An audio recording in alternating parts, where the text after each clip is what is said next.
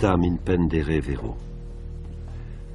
Il fallait avoir le courage et la force d'être vrai toujours en toute occasion, et qu'il ne sortit jamais ni fiction ni fable d'une bouche et d'une plume qui s'étaient particulièrement consacrées à la vérité. Voilà ce que j'aurais dû me dire en prenant cette fière devise et me répéter sans cesse tant que j'osais la porter. Rêverie du promeneur solitaire, 4e promenade. L'anthropologie des passions que fournit Rousseau n'est pas à séparer sans doute de la description qu'il nous donne lui-même de son caractère passionné. Je suis observateur et non moraliste.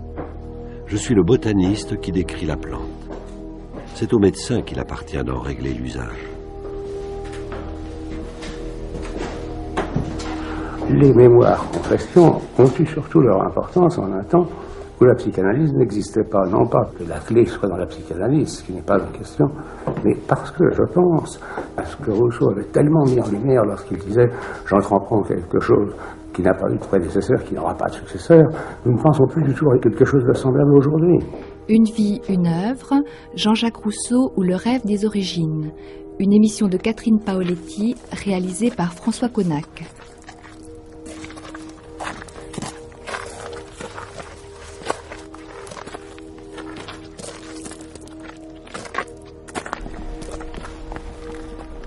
Donc là, nous sommes arrivés aux Charmettes, et donc c'est le lieu auquel Rousseau va faire référence tout au cours de son œuvre, tout au long de ses errances et pérégrinations. Et c'est vrai que c'est le lieu central des confessions, même s'il ne les écrit pas ici. C'est un moment décisif. Alors, le jeune Rousseau, quand il rencontre Madame de Warens à 16 ans, oui. Donc il a eu déjà bien des aventures, et une enfance un peu compliquée, avant de trouver la paix ici, finalement. Mireille Védrine. Oui, je crois qu'effectivement, c'est la période de calme dont il avait besoin, dit-il, et il va trouver aussi la femme qu'il aime, c'est-à-dire peut-être aussi un substitut à la mère qu'il a perdue à sa naissance. Il va y trouver la nature, et puis peut-être une période effectivement de formation, à travers le calme qu'il peut trouver ici. Ce calme va lui permettre de devenir lui-même vraiment. Donc on voit déjà la maison telle que l'a décrit Rousseau. Elle est, il faut suivre un petit chemin, monter. Elle domine la vallée. Il y a une vue magnifique sur Chambéry. Ce site est assez exceptionnel. Nous sommes dans un vallon, dans un site protégé. C'est un vallon qui, comme le dit Rousseau, est orienté nord-sud. Nous sommes en face d'un petit bois de châtaigniers. Il y a la montagne du Nivolet juste en face, et puis la ville de Chambéry au creux du vallon. Et tout le site est resté assez sauvage, avec ce qu'il faut aussi de nature apprivoisée, puisqu'il y a un jardin, comme aussi les aimait Rousseau. Il y avait à l'époque un parterre ornemental. Madame de Warens cultivait des plantes médicinales. Ce jardin a été restauré, remis en valeur, et donc des plantes anciennes ont été réintroduites, ainsi que des variétés d'arbres anciennes. Également, il y avait des vignes juste au-dessus, et donc Rousseau aimait aller se promener sur la colline que nous voyons au-dessus, pour le matin, dit-il, aller faire sa prière en attendant que la fenêtre de Madame de Warens s'ouvre. Alors il va rencontrer Madame de Warens dans des circonstances un peu surprenantes. D'abord il est en fuite, il est en apprentissage chez un graveur, et puis il ne rentre pas suffisamment tôt à Genève, les portes de la ville sont fermées, et puis il décide de s'enfuir, de faire une fugue. Oui. Donc là il se retrouve à Annecy, et bon, l'atmosphère est particulière parce que c'est l'atmosphère de la contre-réforme. Bon, c'est une zone frontalière. Il y a des hostilités ou des conflits entre les calvinistes genevois et les catholiques savoyards. Alors comment Rousseau va s'inscrire dans cette histoire un peu compliquée? Eh bien, il va être en quelque sorte récupéré par un réseau qui existe et qui est chargée de convertir les protestants au catholicisme. Et Madame de Warens est l'une des principales actrices de ce réseau. Elle touche même une pension du roi pour remplir ce rôle et elle va effectivement l'envoyer à Turin pour se convertir au catholicisme. Et Rousseau est très vite convaincu parce qu'en voyant Madame de Warens, et lors de cette première rencontre qui est restée mémorable, il dit que évidemment elle ne pouvait manquer de mener en paradis.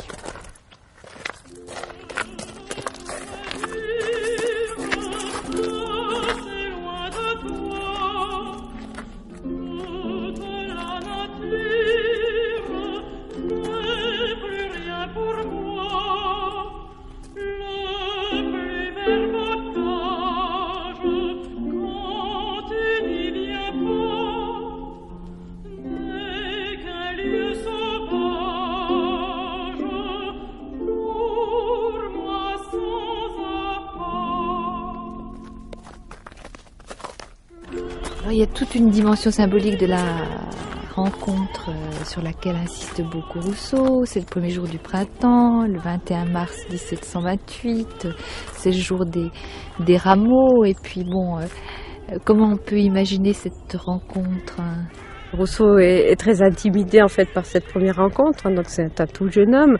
Les gravures romantiques nous le montrent, ayant échappé son papier sur lequel il avait inscrit ce qu'il devait dire à Madame de Warens, qui se trouvait toujours embarrassée de parler oralement, dit-il. Il a toujours été plus à l'aise à l'écrit. Et donc, il est vraiment stupéfait de cette rencontre et c'est resté un petit peu le modèle de toutes les rencontres du roman. Et elle a une telle importance que les dernières lignes que va écrire Rousseau sont justement dans la 10e promenade des rêveries, le récit de cette première rencontre. Et ce sont les dernières lignes qu'écrira Rousseau. Je suis né à Genève en 1712 d'Isaac Rousseau, citoyen, et de Suzanne Bernard, citoyenne. Ma mère, fille du ministre Bernard, était plus riche.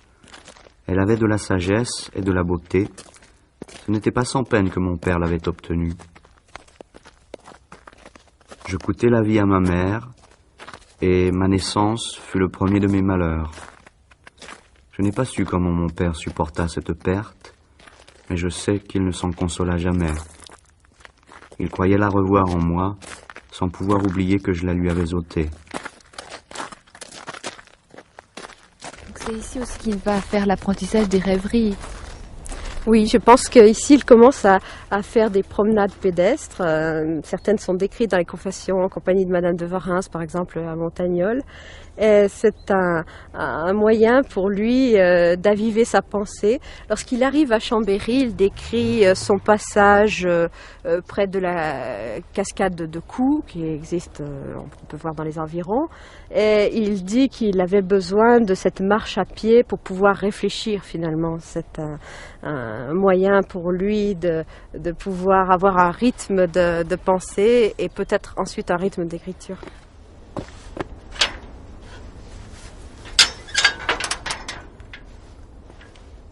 Que de rien, que des misères ne faut-il point que j'expose. Dans quels détails révoltants, indécents, puérils et souvent ridicules ne dois-je pas entrer pour suivre le fil de mes dispositions secrètes, pour montrer comment chaque impression qui a fait trace en mon âme y entra pour la première fois.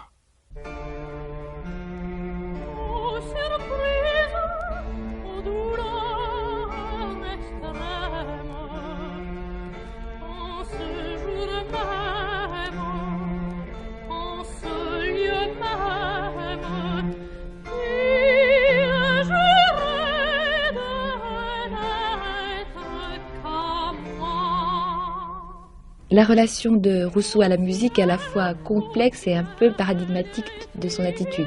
On peut considérer que cette passion constitue d'ailleurs un des leitmotifs des confessions, et c'est une passion qu'il décrit lui-même comme aussi consumante que l'amour. Et donc il fait encore remonter cette passion à sa petite enfance, à l'époque où il fut séduit par les chants de sa tante. Donc il aborde déjà la musique d'un point de vue essentiellement existentiel et affectif.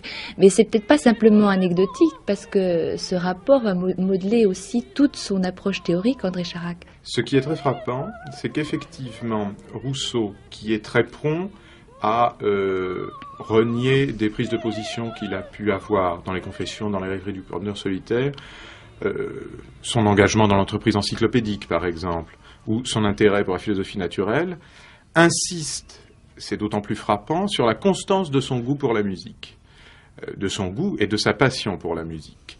Dans les Confessions, vous mentionniez cet ouvrage au livre 5, il dit qu'il est né pour cet art, qu'il a commencé de l'aimer dès son enfance et que c'est le seul art qu'il ait aimé constamment tout au long de sa vie. À la fois, c'est une vocation ratée.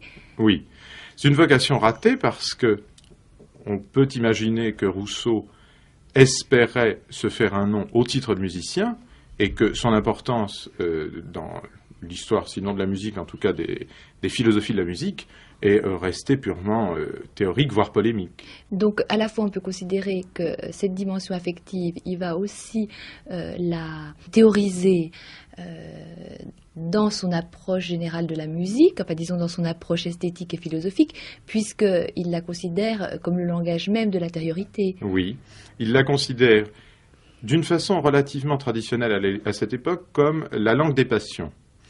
Alors, au fond, c'est ce qui caractérise l'ensemble des théories de la musique à l'âge classique depuis la Camerata Bardi. Mais alors, chez Rousseau, évidemment, cela reçoit une coloration tout à la fois existentielle, vous l'avez dit, et théorique forte, dans la mesure où il propose une théorie très structurée des passions. Pour lui, la musique doit être apte d'abord à toucher le cœur, comme il le dit. Oui, c'est ça. Et même, plus précisément, à toucher l'âme.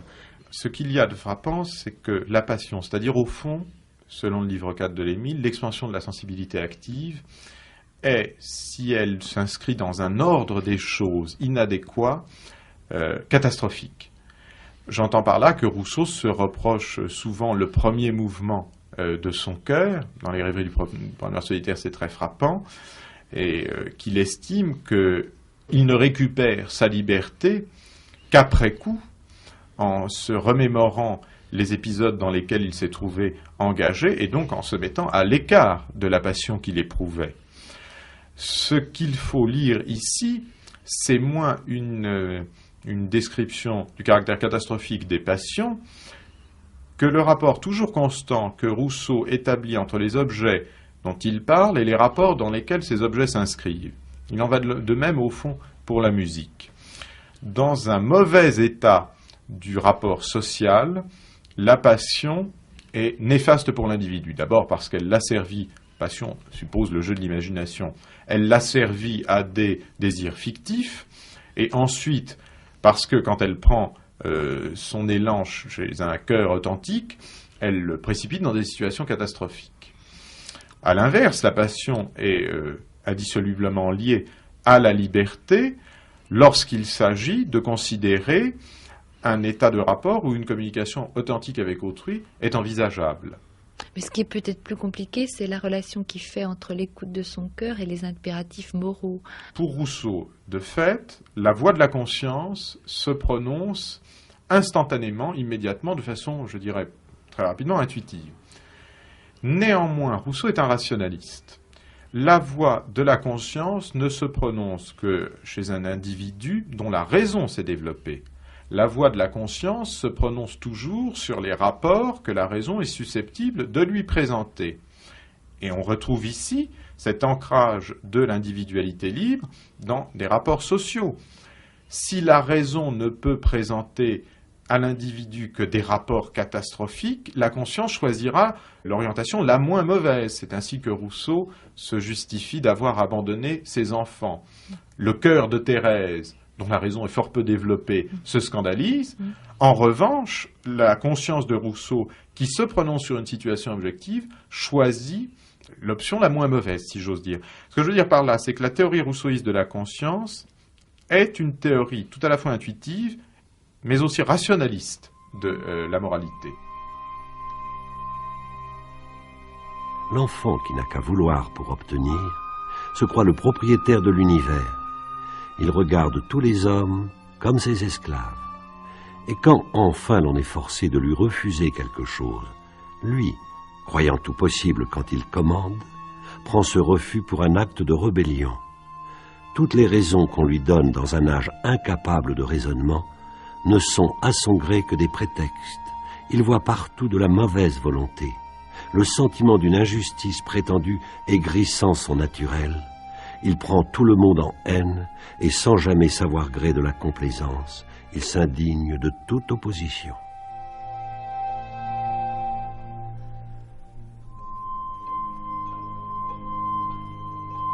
L'Émile est l'un des textes phares de l'œuvre de Rousseau. On ne sait pas très précisément à quelle période il commence à le rédiger. Sa correspondance ne donne guère d'indications à ce sujet. On peut dire que c'est un livre qui est en chantier aux alentours de 1758, que sa rédaction est achevée début octobre 1760. Bon, la première édition date de 1762 et il est immédiatement condamné comme un ouvrage impie et dangereux pour l'ordre public. Donc le 9 juin, Rousseau, averti de la condamnation, quitte Montmorency et rejoint la Suisse. Donc c'est encore un nouvel exil. À la fois le 11 juin, le livre est brûlé à Paris, mais Genève va le condamner peu de temps après. Donc cet ouvrage constitue une somme, un espèce de moment d'accomplissement de sa réflexion. Et on sait d'autre part que ce texte fut l'un des rares événements avec l'annonce de la Révolution française qui détourna Kant de sa promenade quotidienne. Et alors ce qui est aussi intéressant, c'est que son rapport au texte est très singulier, puisque ce n'est pas tant les enjeux philosophiques qui vont retenir Kant que la beauté même du texte. Et il insiste en disant qu'il doit lire et relire Rousseau jusqu'à ce que la beauté de l'expression ne le trouble plus et qu'il puisse enfin le saisir en raison, comme il dit. Donc il faut absolument tenir compte de la richesse de l'articulation des différents registres en jeu dans le texte de l'Émile, Frédéric Worms. L'Émile est exemplaire à ce titre parmi les livres de Rousseau, mais il est exemplaire de ce qui est vrai aussi pour tous les livres de Rousseau. La phrase de Kant le montre bien. L'Émile peut se lire comme un traité d'éducation, mais il se lit aussi, comme tous les livres de Rousseau, avant tout comme un livre, c'est-à-dire comme un texte écrit dans un but rhétorique précis et comme un tout, et qui accroche le lecteur. Le lecteur est pris, et à ce titre, il fonctionne aussi comme un roman. Il porte d'ailleurs le titre d'un personnage, un personnage imaginaire, qui est inventé par Rousseau pour servir de modèle à son éducation, et qui est le premier personnage de ce qui deviendra le roman de formation à l'époque romantique et pendant tout le XIXe siècle. C'est à la fois donc un traité d'éducation, un roman de formation, et évidemment, dans le traité d'éducation, dans le roman de formation, c'est aussi une somme philosophique que Rousseau présente comme son livre fondamental avec les deux discours. Et donc, c'est un livre qui doit se lire à plusieurs niveaux. Donc, c'est aussi un livre de philosophie morale et politique. C'est un livre de philosophie morale, politique, de métaphysique aussi, qui comprend en lui un texte de métaphysique pure, on pourrait dire, qui est la profession de foi du vicaire savoyard. Mais ce que je voudrais dire, c'est que c'est pas seulement un livre qui doit se lire à plusieurs niveaux, c'est un livre qui doit se lire plusieurs fois, en réalité, et dont on ne doit sacrifier aucune dimension au détriment d'une autre. Aucun texte ne présente le système. Aucun texte ne présente la philosophie de Rousseau en tant que telle et une fois pour toutes.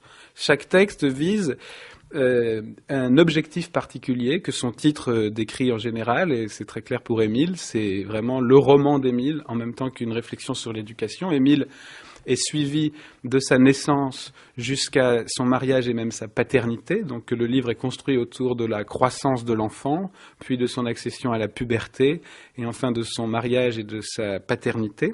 Mais tous les livres de Rousseau exposent le même système. Aucun livre ne présente le système, mais tous le présentent pourtant.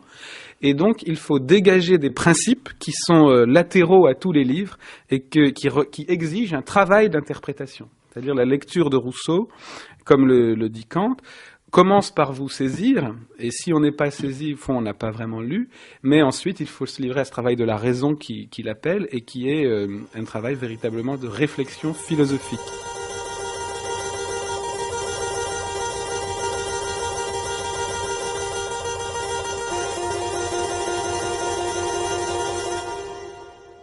Le premier moment qui intéresse Rousseau dans l'application, enfin dans l'épreuve de ses principes, c'est le moment où l'Émile devient un être moral. Oui, c'est l'exigence ultime, c'est d'en faire un être moral. Mais il s'agit de suivre Émile dans toute la progression de son existence. Et les 3 premiers livres de l'Émile, justement, visent à empêcher Émile de devenir un être moral trop vite. Il faut donc le traiter d'abord comme un être physique.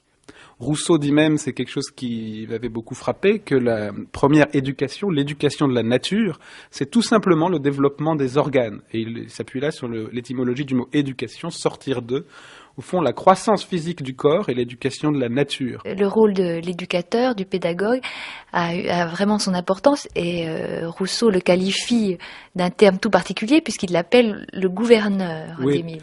Tout à fait, il a une importance fondamentale, mais il a une importance négative. Au fond, le gouverneur est nécessaire, d'abord parce que la société est là. Le problème de l'éducation, on va y revenir, j'imagine, c'est qu'il faut former un être naturel, un corps d'enfant, mais il faut le former pour la société. Sinon, il suffirait de le mettre dans la forêt. Donc l'éducation naturelle ne suffit pas, il faut le former pour la société. Et pourtant, il faut attendre que cet enfant soit mûr, qu'il soit devenu un sujet moral précisément pour le former. D'où le gouverneur qui effectivement n'est pas un précepteur, c'est à ce mot surtout que Rousseau veut l'opposer, c'est-à-dire ce n'est pas quelqu'un qui est chargé de transmettre des connaissances, mais c'est quelqu'un qui est chargé de conduire un individu. Et il y a des métaphores maritimes tout au long de l'Émile. Gouverneur, c'est aussi le gouvernail, et c'est quelqu'un qui est chargé effectivement d'une tutelle effective. Rousseau dit bien que normalement le père devrait être chargé de l'éducation, surtout dans le contexte naturel, mais que à défaut, il doit confier toute son autorité au gouverneur. Donc le gouverneur est chargé d'un droit politique, d'une autorité politique et d'une autorité morale, et c'est Rousseau lui-même qui assume cette fonction. Autrement dit, il se donne un personnage imaginaire, Émile, et il se donne à lui-même le statut d'un personnage imaginaire. Rousseau est un personnage de son propre livre. Il dit « j'assumerai », on pourrait citer la phrase, il dit « j'assumerai cette fonction tout au long de mon livre », autrement dit, il dira « je ». Mais il faut bien comprendre que cette éducation négative, au fond, qui résulte du contexte social qui entoure l'enfant et dont il faut le protéger, n'empêche pas une éducation positive, qui est une éducation non pas du savoir ou de la culture de l'enfant, mais de son jugement et de sa connaissance.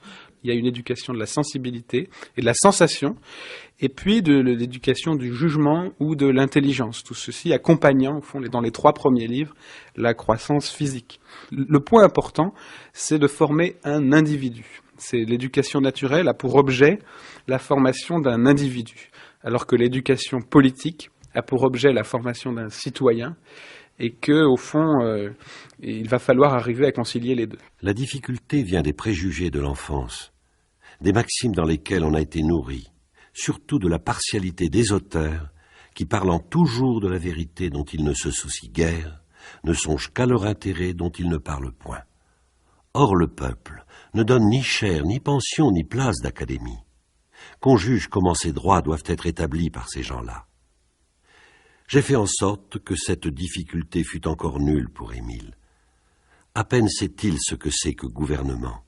La seule chose qui lui importe est de trouver le meilleur. Son objet n'est point de faire des livres, et si jamais il en fait, ce ne sera point pour faire sa cour aux puissances, mais pour établir les droits de l'humanité.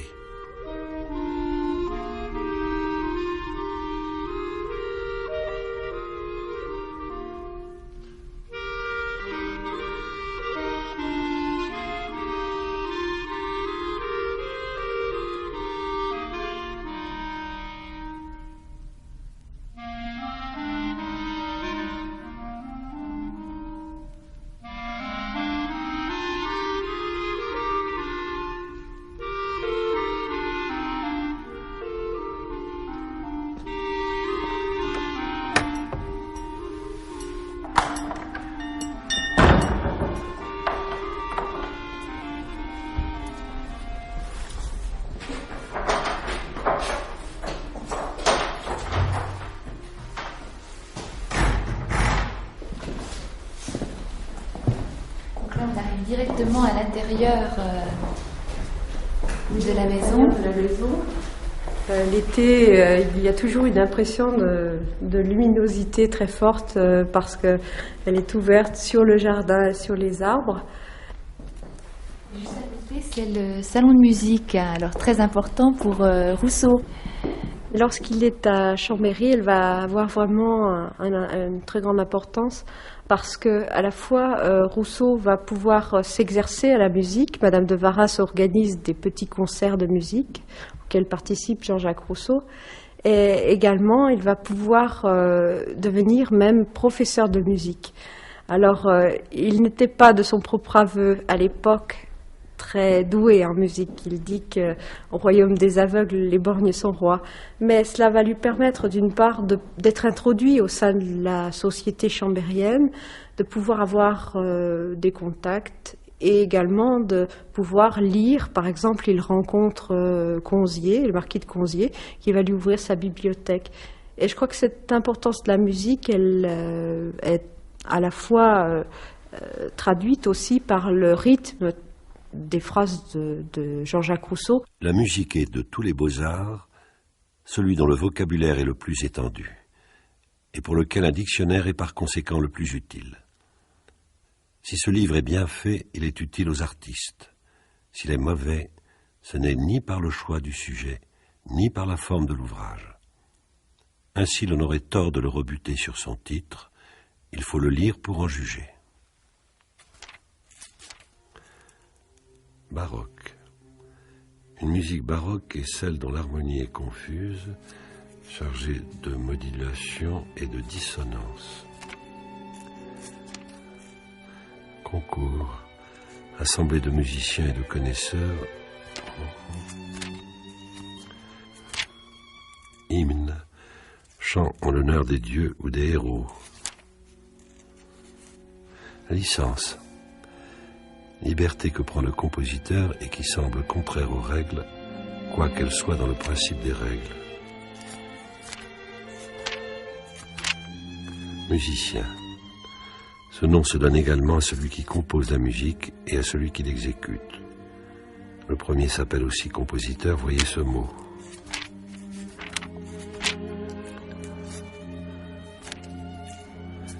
Donc, si on veut un peu retracer ces différentes contributions, en fait, il va commencer par des questions techniques de notation musicale. Tout à fait. Ça correspond au fond à un premier moment des travaux de Rousseau dans le domaine de la musique, le moment où il essaie de faire carrière. Et il essaie de faire carrière comme un philosophe éclairé, c'est-à-dire en proposant une méthode rationnelle de notation de la musique. Il y a deux textes qui sont relativement importants. Un projet concernant de nouveaux signes pour la musique qu'il présente à l'Académie des sciences en 1742, et puis une dissertation sur la musique moderne qui développe et corrige ce projet et qui paraît en 1743.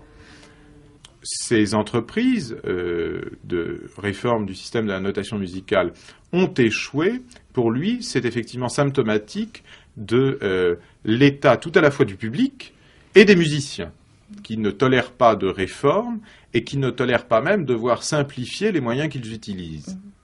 Mais c'est un projet avant tout pédagogique. Le principe en est, je le simplifie, consiste à remplacer la notation sur la portée par une notation chiffrée dont Rousseau s'épuise à expliquer qu'elle serait au fond plus facile à apprendre. Alors, c'est vrai pour certaines questions, dans la mesure où son système supprime l'usage des clés et facilite les transpositions. Mais on doit bien considérer qu'il est plus rationnel que raisonnable. Les procédés qu'il préconise ne se donnent pas aussi facilement à l'intuition que Rousseau l'affirme.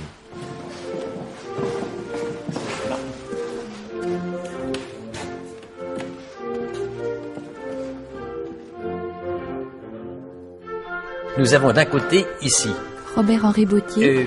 une partition en premier jet, à une allure ultra rapide, vous voyez. Au fur et à mesure que l'inspiration vient, ça part, ça fuse, n'est-ce pas? Mais à côté, nous avons alors la partition définitive. La partition définitive. Alors voilà, une partition de ce type, n'est-ce pas?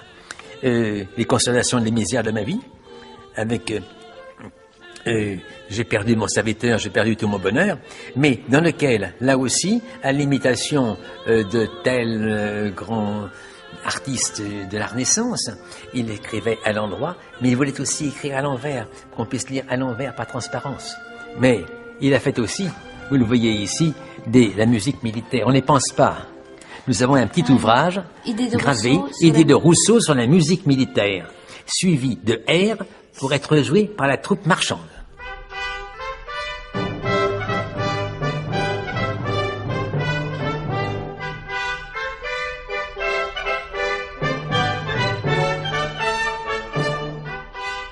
Il va tout au long de sa vie s'intéresser à la transcription musicale également. Oui, il déclare que son véritable métier fut celui de copiste. C'est-à-dire qu'il s'occupait à copier de la musique. Et il le faisait bien. Il y a un long article consacré à ce sujet dans le dictionnaire de musique. C'est aussi un indice de l'attention que, d'une façon générale, Rousseau porte au métier et à la possession de pratiques. Il y a aussi le Rousseau compositeur. Oui. Donc, après ses essais de notation musicale, il y a Rousseau qui compose. Et il a composé un certain nombre de pièces. Il a composé un certain nombre de pièces. Il me semble que l'on peut en mentionner 3. Il s'agit d'abord des Muses galantes. C'est un ballet héroïque que Rousseau présente en 1744, dont il écrit la musique et le livret, et qui n'est pas une œuvre immortelle, mais enfin qui est l'occasion d'une première prise de contact avec Rameau extrêmement pénible, puisque, selon le récit des Confessions, Rameau, pendant la représentation, manifesta une admiration tout à fait exagérée, parfaitement ironique, et conclut en disant que Rousseau avait copié la musique de ce ballet sur un musicien italien, et selon Rousseau, Rameau l'aurait qualifié de petit pillard sans talent et sans goût. Alors donc c'est un peu, comment dire, finalement, là que commencent les ombrages, enfin, entre Rousseau et Rameau. Bon, faut dire qu'il a fait un peu de forcing pour pénétrer le milieu musical, et que tout ça se passe aussi chez Monsieur de la Poplinière, qui était le mécène de Rameau. Alors bon, effectivement, disons globalement, il y a ce que vous disiez, le Rousseau un peu arriviste qui veut percer, puisque bon, là c'est l'époque juste après Chambéry.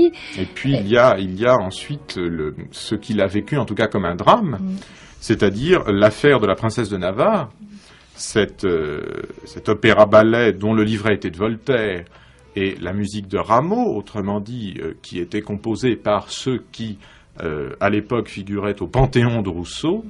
Et c'est un épisode qui, selon Rousseau, fut très pénible, puisque Rameau, en fin de compte, refusa de voir son nom associé à celui de Rousseau, et c'est pas anecdotique, Rousseau ne reçut pour ce travail, dont il dit qu'il lui avait demandé beaucoup de peine, aucune gratification financière. C'était quelque chose d'important pour Rousseau, l'idée qu'un travail doit être payé. Et ça l'a révolté et profondément choqué, si on en croit le récit des Confessions. Mais alors donc, entre Rousseau et Rameau, si on veut un peu à aborder leur conflit, donc il se passe sur plusieurs registres. Il y a peut-être un conflit de génération, de sensibilité, d'esthétique, puis bon, il y a le conflit entre le musicien de profession et puis l'autodidacte, bon, éclairé peut-être, mais que Rameau va toujours considérer comme un autodidacte. Donc, mais comment vous comprenez, disons, cette incompréhension, bon, même s'il y a eu quelques conflits repérables, et la rancune qui va opposer quand même les deux hommes. Oui. Alors, on peut l'expliquer des deux points de vue. Du point de vue de Rousseau, les attaques très violentes qu'il dirige assez tôt contre Rameau interviennent, il faut le voir, avant, enfin, pour une part, avant la querelle des bouffons.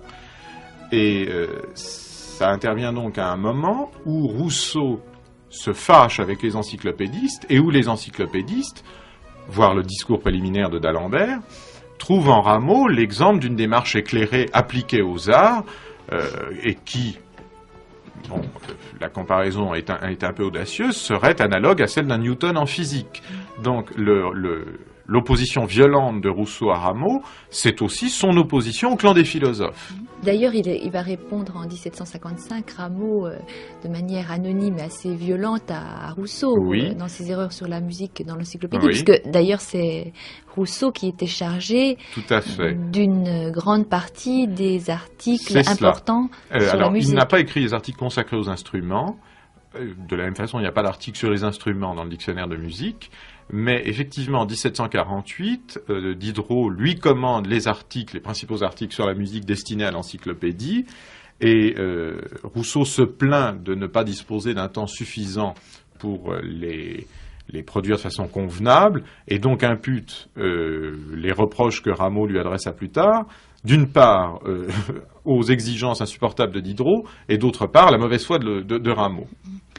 Mais disons qu'au-delà aussi des problèmes de sensibilité qui Oui. sont relatifs au goût, bon, notamment pour l'opéra italien, pour Rousseau, et pour l'opéra français en ce qui concerne Rameau, bon, ce qui sépare Rameau, que d'ailleurs je crois que c'est d'Alembert, Oui. caractérisé des cartes de la musique, c'est aussi malgré tout une approche du phénomène musical complètement différente. Une approche différente d'un point de vue théorique, oui, mais pas tant que ça. Les articles que Rousseau écrit pour l'encyclopédie sont des articles au fond ramistes, dans lesquels Rousseau introduit des aménagements plus ou moins habiles. Et enfin, le dictionnaire de musique, beaucoup plus tard, s'inscrira, alors de façon explicite cette fois-ci, dans le cadre de la théorie ramiste. Mais en même temps, on peut quand même noter qu'il n'a pas les ressources théoriques requises pour opposer un système constitué à celui de Rameau. Il y a une question, cette fois-ci plus proprement musicale, qui tient, alors, dans son interprétation philosophique à l'opposition fameuse harmonie-mélodie, et puis au fait que Rameau est représentatif d'une musique, si j'ose dire, pompeuse, monarchique, à laquelle Rousseau opposera les charmantes aventures du devin du village.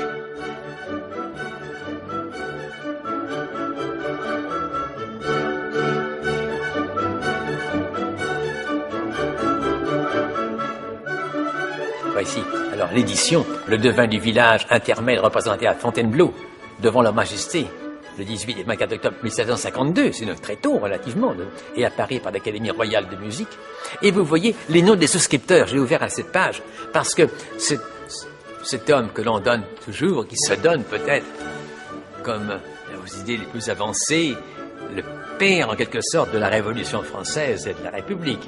Ici, nom des souscripteurs pour son ouvrage, la reine, Madame Belle-Sœur du Roi, la femme du futur Louis XVIII.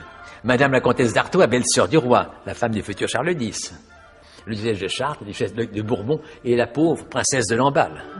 Vous voyez, voici qui a souscrit pour l'édition des œuvres musicales, tout au moins, de Jean-Jacques. C'est essentiellement des femmes.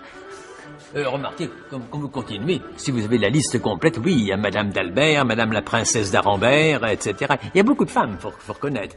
Il y a quand même Monsieur de Beaujon, entrepreneur des fortifications à Calais, et Monsieur de Berlaymont. L'oisiveté des cercles est tuante, parce qu'elle est de nécessité. Celle de la solitude est charmante, parce qu'elle est libre et de volonté. Dans une compagnie, il m'est cruel de ne rien faire, parce que j'y suis forcé. Il faut que je reste là, cloué sur une chaise ou debout planté comme un piquet, sans remuer ni pieds ni pattes, n'osant ni courir, ni sauter, ni chanter, ni crier, ni gesticuler quand j'en ai envie, n'osant même pas rêver, ayant tout à la fois tout l'ennui de l'oisiveté et tout le tourment de la contrainte, obligé d'être attentif à toutes les sottises qui se disent et à tous les compliments qui se font, et de fatiguer incessamment ma Minerve pour ne pas manquer de placer à mon tour mon rébus et mon mensonge. Et vous appelez ça de l'oisiveté? C'est un travail de forçat. Confession, livre 12. Rousseau est assez paradoxal parce qu'il ne faut pas contrarier le désir ou la nature intérieure de l'individu, mais il faut le réconcilier dans ce qui pourrait être menaçant dans ce processus d'unité. Voilà, tout le problème de l'éducation moderne est là. Au fond, il y a 3 solutions pour l'éducation selon Rousseau. Il y a l'éducation purement naturelle. L'éducation purement naturelle, la nature s'en charge. Autrement dit, elle n'est plus possible. À défaut, on peut remplacer un ordre de finalité par un autre, c'est-à-dire faire une éducation radicalement contre nature, éduquer l'individu pour la cité. Dès lors, il ne sera plus considéré comme un individu, mais uniquement comme une partie d'une communauté. Et on abolira le système de ses fins naturelles, c'est-à-dire par exemple le plaisir-douleur, pour le remplacer par des fins politiques, le plaisir et la douleur non plus de l'individu, mais de la communauté. C'était, selon Rousseau, le principe de l'éducation des anciens, de l'éducation antique, et notamment de la République de Platon, mais au fond aussi de la politique d'Aristote. Il fallait former non pas un individu, mais un citoyen, le critère étant qu'il était capable de sacrifier son plaisir et sa douleur personnelle pour ceux de la cité, et notamment de sacrifier sa vie. Or, selon Rousseau, cette solution politique complète, qu'il défendait encore dans le discours sur l'économie politique de 1755, n'est plus possible aujourd'hui. La société moderne est une société mixte où vit le bourgeois, comme il dit, c'est-à-dire un individu qui veut vivre en tant qu'individu, qui n'est pas prêt à sacrifier sa vie pour la cité, et qui pourtant n'est plus non plus dans l'état de nature, puisqu'il vit de fait dans une société. Le problème de l'éducation, c'est donc de passer d'un mauvais mixte, celui du bourgeois qui vit tout le temps sur 2 plans, qui est tout le temps hypocrite, qui d'un côté est l'homo economicus chargé de défendre ses intérêts individuels et de l'autre côté un citoyen incomplet, de le remplacer par un bon mixte, c'est-à-dire par un sujet naturel, individuel, qui pourtant peut devenir un citoyen sans cesser d'être un individu. Et tout le problème va donc se poser, premièrement, d'éviter une mauvaise socialisation, éducation négative, et deuxièmement, de produire une bonne socialisation, c'est-à-dire de produire, à partir des sentiments naturels de l'individu, ce que les Grecs produisaient à partir de leur abolition, un désir de justice, une appartenance aux politiques, jusqu'au sacrifice de ses intérêts personnels et particuliers. Et donc là, le gouverneur va avoir un rôle un peu ambigu, parce qu'il va falloir qu'il ruse.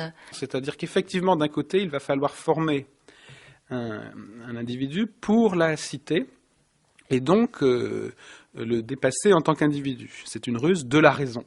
Effectivement, la raison doit manipuler les passions. Mais ça ne marcherait pas, ça ne serait justement pas applicable si la fin ultime ne restait pas également le bonheur de l'individu. Au fond, il faut faire le bonheur de l'individu malgré lui, et c'est aussi une ruse de la sensibilité. Et donc, on ne produira pas un sujet juste, un citoyen, si on ne produit pas aussi un sujet moral capable non seulement de bonté, mais de bonheur. Il faut que le citoyen moderne soit heureux. J'ai vu peu d'hommes heureux, peut-être point. Mais j'ai souvent vu des cœurs contents.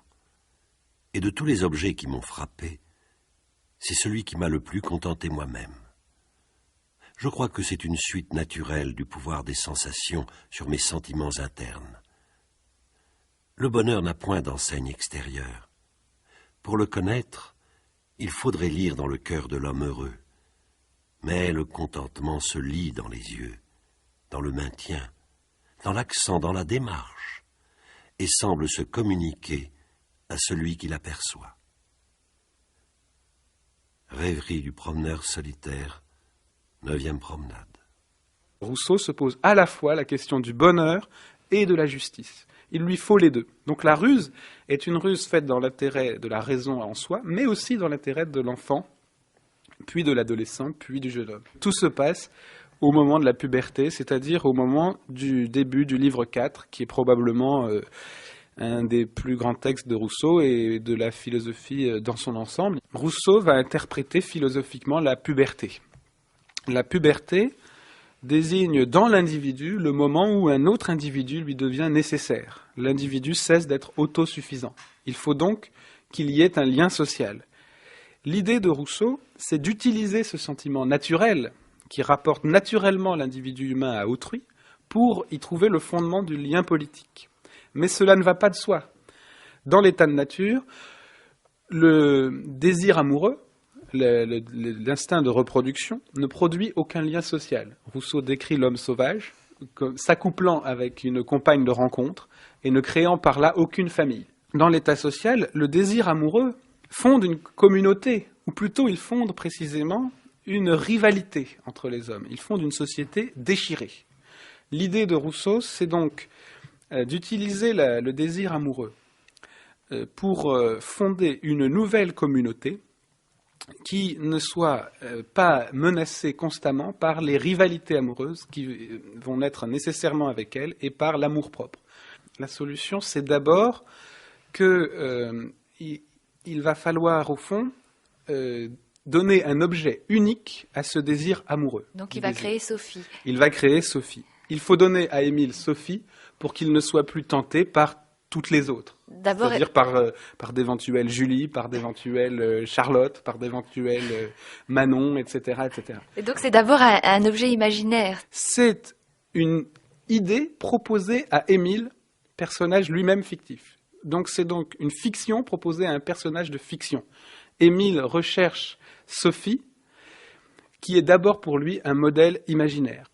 Il faut donc c'est une espèce de fonction de cristallisation, voilà, et qui permettra de parvenir à une forme de sublimation. Voilà. Rousseau invente par là l'amour romantique, c'est-à-dire l'amour qui n'est plus simplement une fonction sexuelle, bien sûr, qui n'est pas non plus fondé sur des valeurs transcendantes, comme l'amour courtois, orienté à partir de la quête du Graal, mais l'amour d'un individu pour lui-même, par un autre individu, pour refonder une deuxième unité. Au fond, entre le moment où apparaît le désir sexuel et le moment où il trouve son accomplissement dans Sophie, qui va mener au mariage et à la paternité, on peut utiliser le rapport à autrui qui est apparu pour insérer malgré lui dans l'individu toutes les vertus sociales et toutes les dimensions qui vont faire de lui un citoyen politique.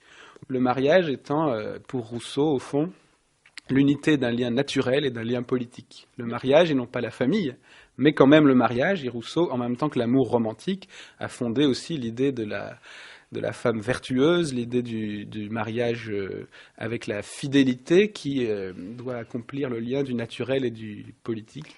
Mais justement, dans cette espèce de détournement et de contrôle, on peut aussi imaginer un certain risque d'échec dans la mesure où ce que vous nous présentiez comme cette espèce de fiction puisse devenir une quête sans fin. C'est d'ailleurs un peu comme ça que la littérature romantique a propagé cette idée.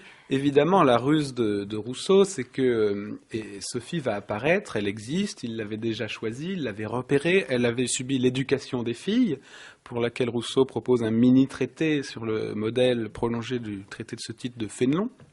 Cependant, tout n'est pas réglé, puisque à la suite de l'Émile, Rousseau écrira quelques lettres qui devaient former un roman, Émile et Sophie ou les solitaires, et là ça se passe très mal, hein. Tout est perdu, et là on voit poindre Paul et Virginie, Chateaubriand, enfin tout le roman romantique. Rousseau a influencé la culture moderne beaucoup plus profondément qu'on ne le croit généralement, sans qu'il y ait de coupure entre une influence littéraire, une influence politique, une influence philosophique, précisément parce qu'il n'y en avait pas dans son œuvre, en fait. La grande force de son œuvre, c'est que justement, la nécessité de la fiction vient de la théorie, la nécessité de la théorie est criante dans la fiction, et réciproquement.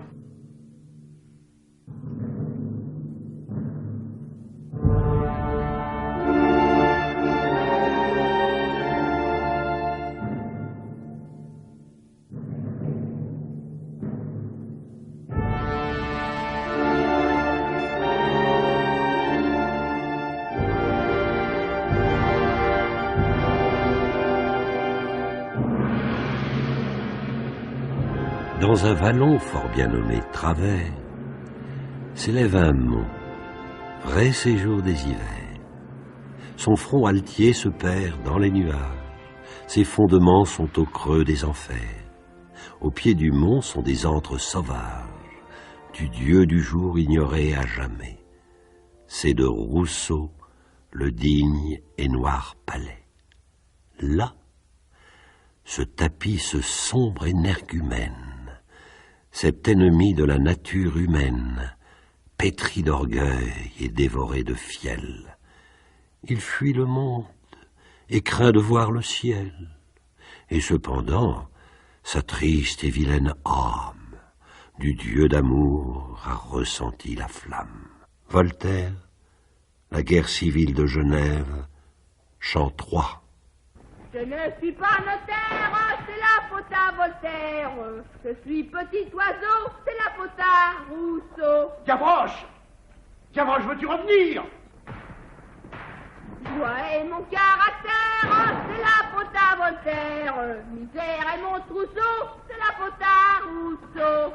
Reviens, Gavroche, tu vas trop loin. Je suis tombé par terre, c'est la faute à Voltaire. Le nez dans le ruisseau, c'est la faute à... Bonjour.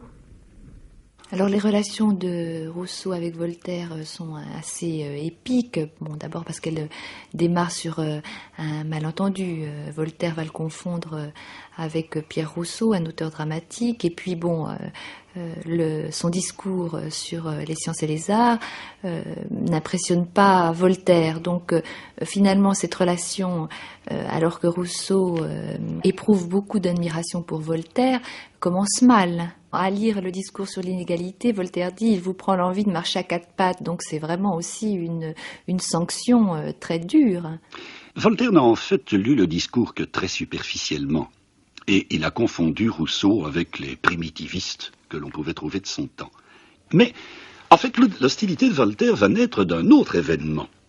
C'est en 1758 la publication de la lettre à d'Alembert sur les spectacles. Et donc, effectivement, Voltaire va même reprocher à d'Alembert, finalement, la désunion, enfin, des philosophes. Il ne la reproche pas directement à d'Alembert, mais il dit que les philosophes sont désunis et que c'est contre son Jean-Jacques qu'il est très en colère, oui. Parce que il le qualifie même d'archi-fou, qui aurait pu faire quelque chose s'il avait accepté de se laisser conduire par d'Alembert. Hein.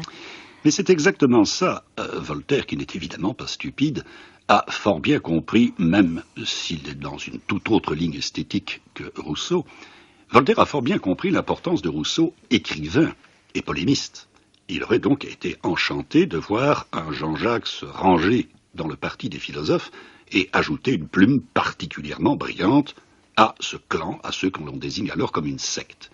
C'est bien pourquoi il explique à d'Alembert, en effet, que Rousseau est cet archi-fou qui a contribué à semer la discorde dans le camp des philosophes, et qui, aux yeux de l'opinion publique, et plus particulièrement, bien entendu, aux yeux de l'opinion dévote, de l'opinion religieuse, montre cette division interne du clan des philosophes. C'est aussi pour ça, bien entendu, qu'il lui en voudra férocement. Mais vous ne considérez pas qu'il y a peut-être aussi le mépris un peu aristocratique de Voltaire par rapport à l'autodidacte Rousseau, puisque bon, il le qualifie d'espèce de Diogène qui a juste trouvé 4 ou 5 douves pourries, oui. Et puis bon, qui se met dedans pour aboyer et qui abandonne ses amis. Là, c'est un jugement de valeur un peu moral. Oui, ça touche à cette philosophie à la Diogène, c'est-à-dire une philosophie de la pauvreté, de la liberté, de l'indépendance, par laquelle d'ailleurs Rousseau semblait en effet faire un peu la leçon à ses anciens amis, les philosophes, qui pouvaient se sentir irrités de voir Rousseau non seulement leur faire la leçon, mais essayer aussi de leur donner l'exemple de la vie qu'il devrait mener. Il reste néanmoins un point sur lequel Rousseau et Voltaire s'accordent, c'est-à-dire que de l'œuvre de Rousseau, Voltaire retient au moins sa confession de foi du vicaire savoyard, puisque même s'il critique l'Émile, on dit qu'il a fait relier en marocain la 50aine de pages qui concernent le texte. Et cela dans la mesure où cette profession de foi se compose au fond de 2 parties. La première est celle qui concerne l'établissement d'une religion naturelle, c'est-à-dire d'un déisme, et bien sûr le déisme de Rousseau, qui est un déisme sentimental, ne correspond pas au déisme rationaliste de Voltaire, mais enfin ça reste un déisme.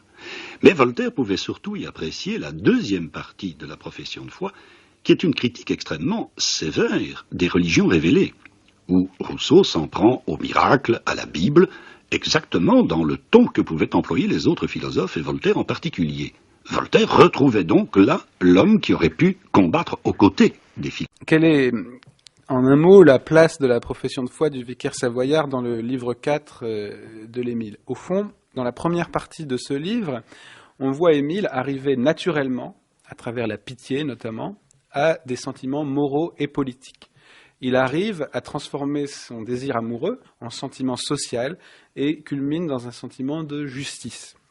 Il y a déjà un résultat qui est un résultat très important et qui est très important pour la philosophie politique moderne et même pour la philosophie politique contemporaine. Les valeurs politiques, notamment la justice, l'intérêt général, la raison formelle, ces valeurs rationnelles, générales, ces lois, elles sont retrouvées de l'intérieur du sentiment individuel. L'individu en fait pour lui-même la règle de sa vie. Autrement dit, Rousseau concilie ce qu'on oppose aujourd'hui, notamment autour des théories de John Rawls sur la justice, à savoir d'un côté une théorie formelle ou une théorie déontologique du bien et du juste, qui le déduit de règles générales, un peu comme c'est le cas chez Kant, et une théorie morale, une théorie qu'on appelle téléologique, une théorie qui en fait une fin morale pour l'individu. Pour Rousseau, les devoirs formels doivent aussi être désirés, aimés de l'intérieur du sentiment individuel lui-même. La justice est à la fois une valeur formelle et une vertu individuelle. L'homme juste désire la justice. Il y a donc déjà un grand succès dans la première partie du livre 4. Et pourtant, cette justice qui est à la fois la justice d'Émile et la justice politique, elle n'a pas encore son fondement métaphysique. Il lui manque d'être relié à la justice du tout de l'univers, à la justice qui doit être celle, au fond, de l'auteur des choses, sur lequel s'était ouvert l'Émile. Tout est bien sortant des mains de l'auteur des choses, tout dégénère entre les mains de l'homme. On doit pouvoir donner à cette justice un fondement métaphysique. Et c'est le rôle de la profession de foi du vicaire savoyard. Mais là encore, Émile lui-même n'est pas mûr. Émile n'est pas mûr, et si on lui parle trop tôt de métaphysique, on gâche tout. C'est pourquoi Rousseau va inventer une situation fictive, un jeune homme qui ressemble à s'y méprendre à Rousseau lui-même. Un jeune homme qui a été perverti trop tôt par la société, qui, comme Rousseau lui-même, a quitté sa ville sur étourderie. On sait que Rousseau a quitté Genève parce qu'il est resté trop tard dans les champs et que les portes de la ville étaient fermées. Il est parti en Italie, il est devenu catholique malgré lui. Le jeune homme, c'est un peu la même situation. Quelqu'un donc d'entièrement perverti par l'ordre social. Quelqu'un qui ne voit plus que le mal partout, qui ne voit plus que l'injustice. Et le vicaire savoyard va le ramener à la justice et au bien à travers donc une méditation métaphysique. Le but est donc bien moral. Il s'agit d'arriver au même résultat qu'Émile, mais non plus par un progrès naturel, sans contradiction, mais en surmontant les contradictions de l'homme moderne. Il y a donc deux chemins pour arriver à la moralité et à la justice. L'un qui est un chemin idéal, celui de l'éducation d'Émile, qui ne rencontre pas la contradiction et qui ne rencontre pas non plus le souci du fondement, et l'autre qui est le chemin heurté de chacun d'entre nous, au fond, qui n'avons pas eu le gouverneur qui est Rousseau, mais qui au contraire avons été plongés malgré nous dans la société. Le cas le plus terrible, ou le plus difficile à surmonter, étant justement celui de l'auditeur du vicaire savoyard. Pour ce faire, le vicaire savoyard va au fond raconter sa propre expérience. Lui-même a une expérience malheureuse. C'est la conscience malheureuse. Quelle est la conscience malheureuse ? À tous égards. Il n'est que vicaire, il voudrait être curé. Il est savoyard, il est en Italie. L'entretien se passe à Turin. Il a été exilé pour une faute sexuelle d'ailleurs, puisque jeune vicaire, il n'avait pas compris au fond la chasteté que ça entraînait. Et il a avoué benoîtement une faute que l'hypocrisie sociale, au fond, lui a renvoyé. Il a refusé. Enfin, l'a condamné. Voilà. Et donc ça s'est très mal passé. Et donc il expose comment lui-même, malgré ce malheur social, a atteint le sentiment de la justice. Donc c'est le surmontement de l'expérience du mal. Voilà. La profession de foi du vicaire savoyard, c'est surmonter l'expérience du mal sous trois formes. Le malheur, ressenti par la conscience, la méchanceté des hommes, qui contredit la justice de Dieu, et au fond le mal comme tel, et son fondement métaphysique. Donc il y a là un parcours métaphysique qui va aboutir à la découverte de la conscience. La conscience étant avant tout un sentiment. C'est ça qu'on oublie trop souvent chez Rousseau. Elle est reliée à la raison, qui fonde la justice, à la liberté, qui permet de la mettre en œuvre. Mais la conscience, c'est précisément un sentiment. C'est ce qui nous entraîne, malgré nous, vers la justice. Elle reste donc naturelle. C'est ce qui entraîne aussi Julie dans la Nouvelle Héloïse. Et Rousseau l'a découverte dans des lettres à Sophie de Houdetot, donc des lettres dites lettres morales, qui sont l'anticipation de la profession de foi du vicaire savoyard.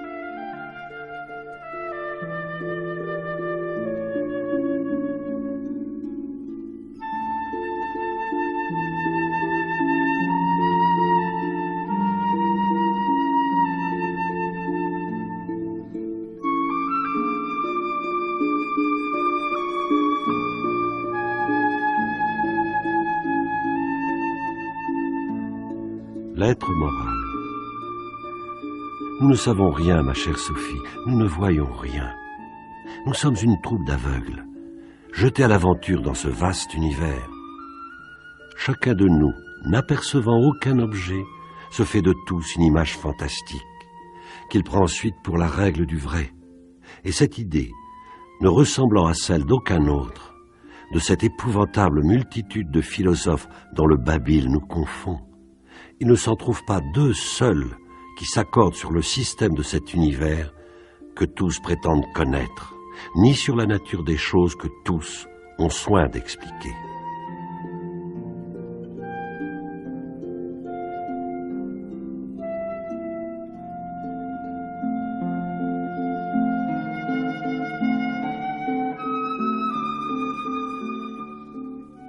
D'abord, la nouvelle Héloïse est un roman somme, c'est un roman synthèse. C'est l'œuvre dans laquelle Rousseau s'est mis tout entier, cœur et passion, mais surtout, il libère une formidable puissance émotionnelle. La nouvelle Héloïse est, dans l'histoire des lettres françaises, le premier roman pour lequel on possède des lettres, non pas de critiques ou de spécialistes de la littérature, mais de lecteurs de tout genre, de l'homme de la rue. Et ces lettres sont absolument saisissantes. Rousseau apparaît avec la nouvelle Héloïse comme un véritable directeur de conscience, comme le messie d'une nouvelle révélation morale, avec des explosions de sentimentalité qui nous paraissent extraordinaires aujourd'hui, mais qui sont dans ces lettres monnaie commune. Pour ne citer qu'un exemple, je pense à celui du général Thiébaut, qui, 20 ans après sa lecture de la nouvelle Héloïse, rapporte qu'il s'était enfermé pour lire à l'aise, et, dit-il, j'arrivais à la dernière lettre de Julie à Saint-Preux, ne pleurant plus, ne criant plus, mais hurlant comme une bête.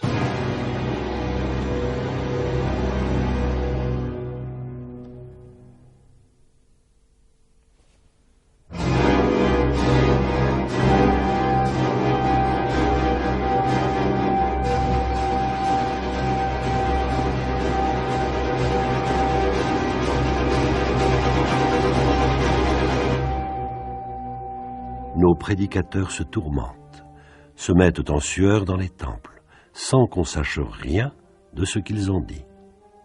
Après s'être épuisés à crier pendant 1 heure, ils sortent de la chaire à demi-mort.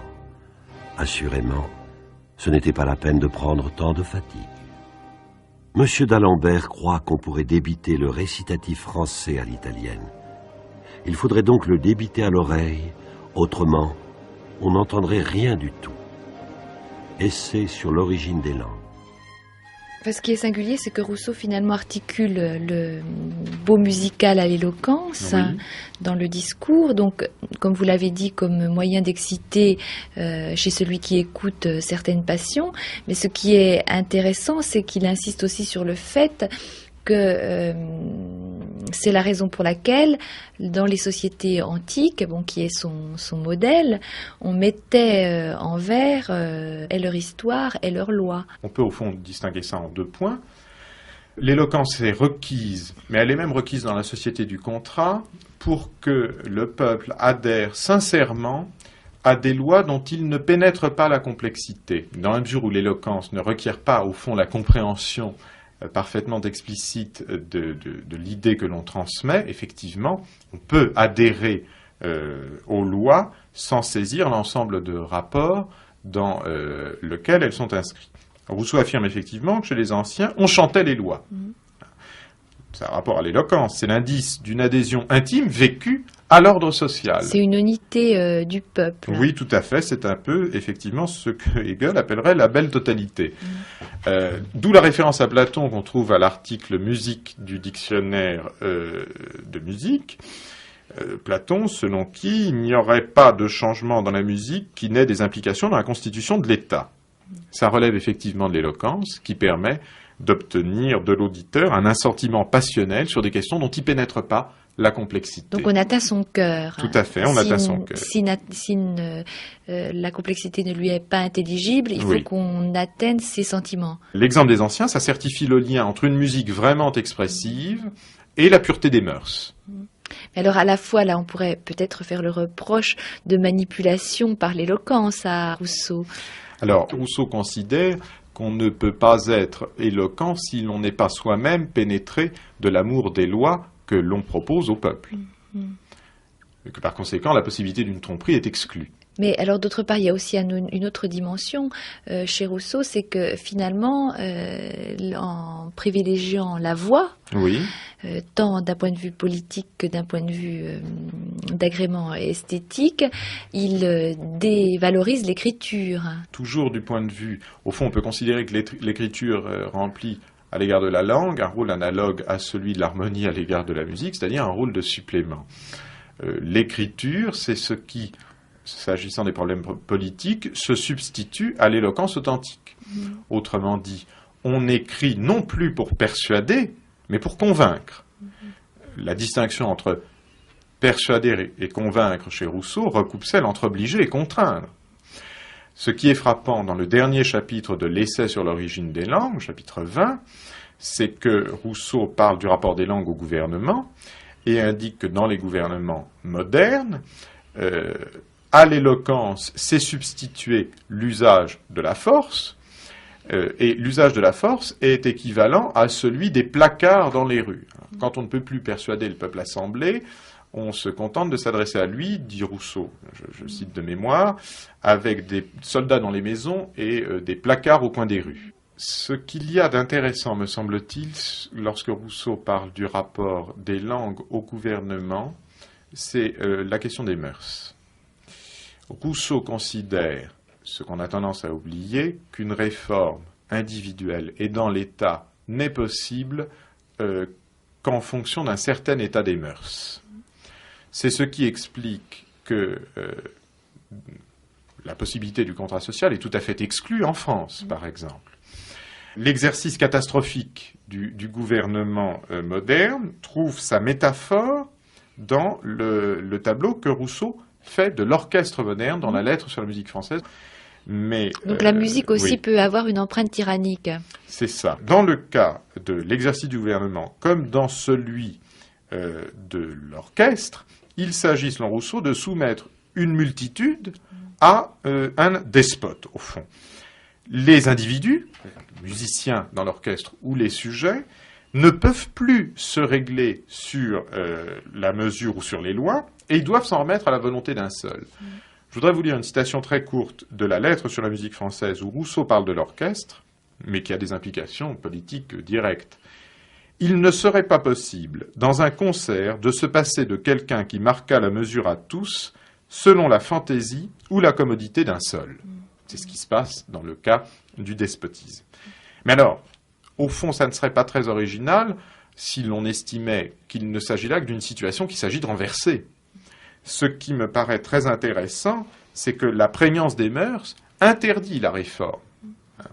Si j'ose dire, le public parisien y trouve son compte. Dans la mesure où il n'a plus l'usage d'une langue vraiment expressive, il ne peut plus apprécier autre chose que les agréments purement sensuels auxquels Rousseau veut réduire la musique de Rameau. Donc on a la musique que l'on mérite. On a la musique que l'on mérite. D'où la conclusion de la lettre sur la musique française. Les Français n'ont point de musique, et si jamais ils en ont une, ce sera tant pis pour eux.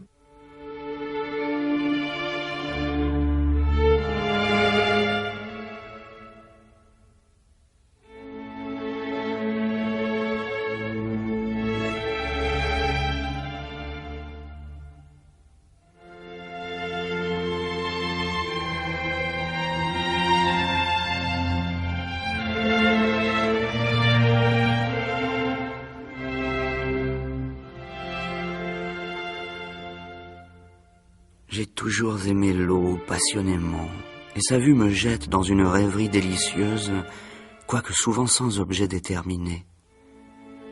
Je ne manquais point, à mon lever, lorsqu'il faisait beau, de courir sur la terrasse, humer l'air salubre et frais du matin, et planer des yeux sur l'horizon de ce beau lac, dont les rives et les montagnes qui le bordent enchantaient ma vue.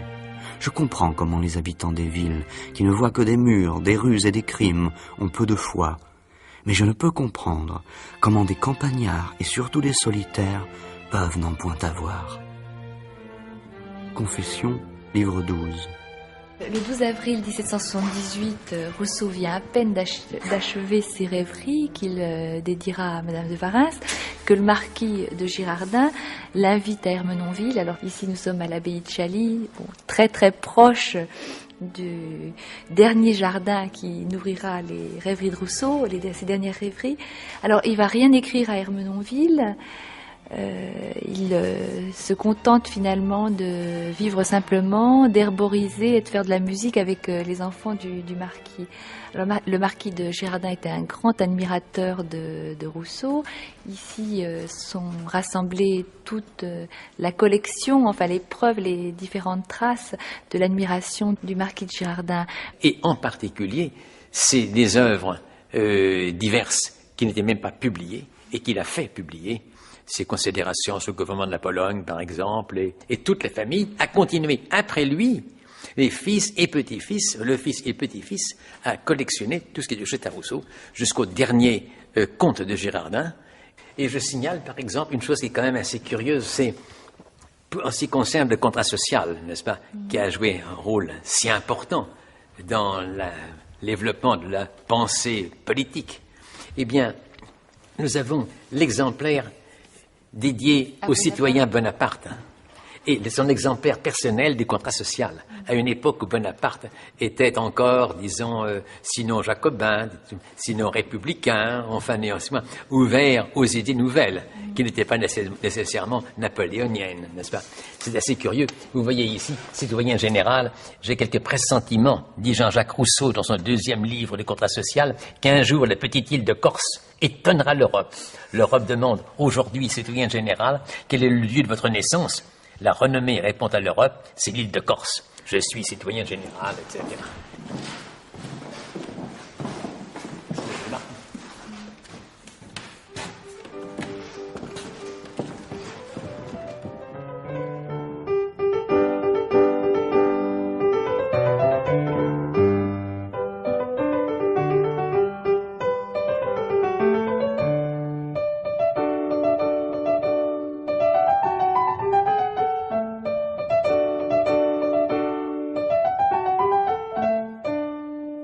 On va surtout découvrir Rousseau, précurseur des révolutionnaires, au moment même de la Révolution, ce qui est assez normal. De là d'ailleurs, en 1791, un texte de Louis-Sébastien Mercier qui s'intitule expressément « De Jean-Jacques Rousseau, considéré comme l'un des premiers auteurs de la Révolution ». C'était donc faire de Rousseau un père spirituel, un ancêtre fondateur. C'est en effet au cours de la Révolution, non pas que l'on découvre le contrat social, mais qu'on se met à exploiter la pensée politique de Rousseau. Or, la pensée politique de Rousseau est un fait complexe, même dans le contrat social. Et c'est ce qui explique que Rousseau sera finalement annexé, à plus ou moins bon droit, par toutes les factions révolutionnaires. Il y aura un Rousseau girondin, à la mode de Madame Roland ou de Louis-Sébastien Mercier. Il y aura un Rousseau à la manière de Robespierre. Il y aura un Rousseau communiste à la manière des babouvistes. Il y aura même un Rousseau aristocrate, revendiqué par conséquent par la droite. Bien entendu, dans tous ces cas, il s'agit de lecture partiale, de lecture partielle des textes de Rousseau, chaque partie s'efforçant d'isoler dans un texte complexe les passages qui peuvent sembler soutenir sa propre cause. Rousseau va donc traverser toute la période révolutionnaire en connaissant finalement son apothéose en octobre 1794, lorsqu'il est enfin transféré au Panthéon, dans une cérémonie à grand spectacle où l'on vient chercher ses restes à Ermenonville, où il reposait dans l'île des Peupliers, dans la propriété du marquis de Girardin, pour le transférer dans un long cortège salué au passage jusqu'à Paris par des foules enthousiastes, jusqu'à la grande cérémonie du Panthéon en octobre 94, qui marque véritablement son apothéose.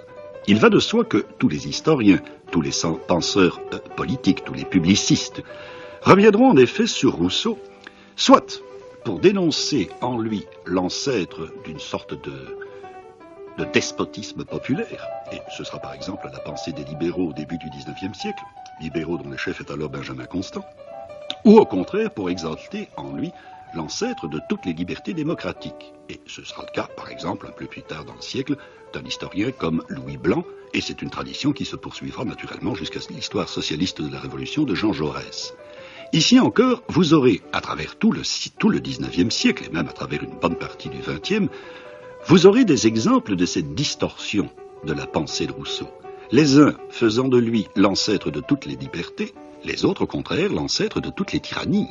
Et cela vous conduira, en 1945, à un philosophe comme Bertrand Russell, qui n'hésitait pas à affirmer que Rousseau était l'ancêtre direct d'Hitler, de Staline et de Mao Tse-tung. Je forme une entreprise qui n'eut jamais d'exemple et dont l'exécution n'aura point d'imitateur. Je veux montrer à mes semblables un homme dans toute la vérité de sa nature, et cet homme, ce sera moi seul. Je sens mon cœur et je connais les hommes. Je ne suis fait comme aucun de ceux que j'ai vus. J'ose croire n'être fait comme aucun de ceux qui existent. Si je ne vaux pas mieux, au moins je suis autre. Confession, livre 1. Vous êtes, comme lecteur de Bergson, vous avez dû être aussi sensible à la réflexion que fait Bergson lorsqu'il dit que la plus puissante des influences qui se soit exercée sur l'esprit humain depuis Descartes est celle de Jean-Jacques Rousseau. Finalement, vous adhéreriez aussi à cette formulation? Oui, d'une certaine façon, oui, tout à fait. Bergson oppose deux courants dans la philosophie française, l'un qui serait plus rationaliste et l'autre qui serait plus sentimental ou affectif. Mais au fond, qu'il s'agisse de Descartes d'un côté ou de Rousseau de l'autre, ils ont surtout pour grandeur d'avoir pas eu besoin de l'autre pour produire la synthèse. C'est-à-dire que on trouve chez l'un et chez l'autre les deux éléments dans un équilibre différent, une géométrie au fond un peu différente, un caractère variable, mais les deux éléments sont là chez l'un et chez l'autre. Rousseau est bien un rationaliste. C'est bien un rationaliste, même si au fond, la raison doit se retrouver à partir du sentiment, de la sensibilité individuelle. Il laisse à chacun le soin d'éprouver la contradiction et de la dépasser pour lui-même. Et en ce sens, au fond, il se méfie de la philosophie. La philosophie n'a pas pour fonction de résoudre les problèmes une fois pour toutes et pour tout le monde et pour l'histoire du monde. La philosophie a à la fois une fonction effectivement d'éclaircissement des principes, d'éclaircissement théorique, et en même temps, elle ne peut pas se substituer à l'expérience. C'est ce rationalisme incarné, inscrit dans une expérience, qu'ils n'ont cessé de décrire l'un et l'autre, et Rousseau sous le nom de matérialisme du sage ou de dualisme métaphysique. Je crois que c'est à cet égard qu'il a accepté de porter sur lui, sur son visage qui a été tellement représenté. On l'a vu aujourd'hui à Chaali. On a vu comment son visage est devenu une icône, comment il a pris sur lui à la fois les haines et les amours. Ce n'est pas du tout un hasard, c'est l'individu qui est chargé de ce poids de l'histoire, de ce poids de la contradiction. Il ne l'a sûrement pas surmonté pour lui-même, mais qui pourrait s'en vanter.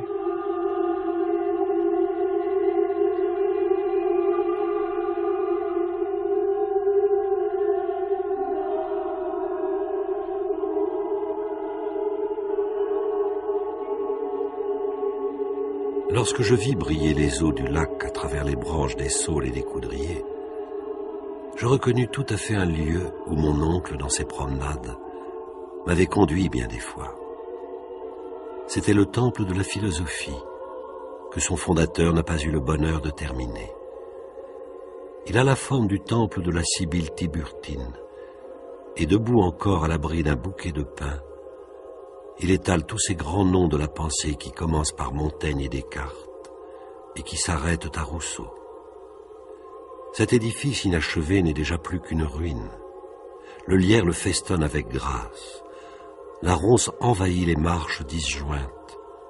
Là, tout enfant, j'ai vu des fêtes où les jeunes filles vêtues de blanc venaient recevoir des prix d'études et de sagesse. Où sont les buissons de roses qui entouraient la colline?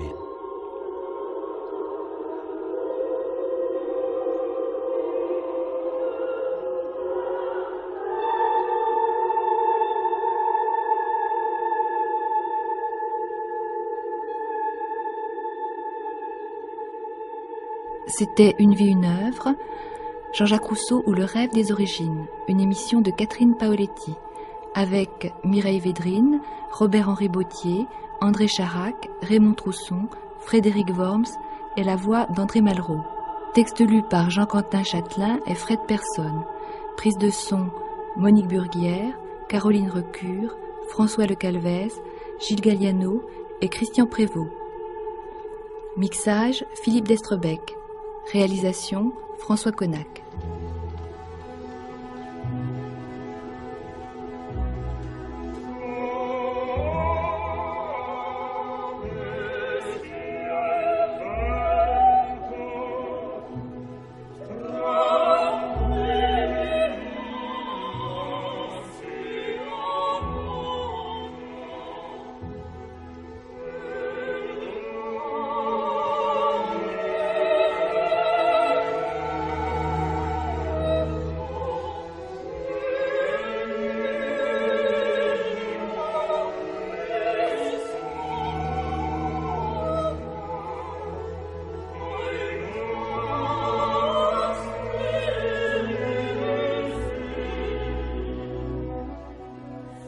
Heureusement, le troène de Virgile fleurit encore, comme pour appuyer la parole du maître inscrite au-dessus de la porte. Rerum cognoscere causas. Oui, ce temple tombe comme tant d'autres. Les hommes oublieux ou fatigués se détourneront de ses abords. La nature indifférente reprendra le terrain que l'art lui disputait. Mais la soif de connaître restera éternelle, mobile de toute force et de toute activité. Voici les peupliers de l'île et la tombe de Rousseau vide de ses cendres. Oh sage, tu nous avais donné le lait des forts, et nous étions trop faibles pour qu'il pût nous profiter. Nous avons oublié tes leçons que savaient nos pères, et nous avons perdu le sens de ta parole, dernier écho des sagesses antiques. Pourtant, ne désespérons pas. Et comme tu fis à ton suprême instant, tournons nos yeux vers le soleil. Gérard de Nerval, Les filles du feu.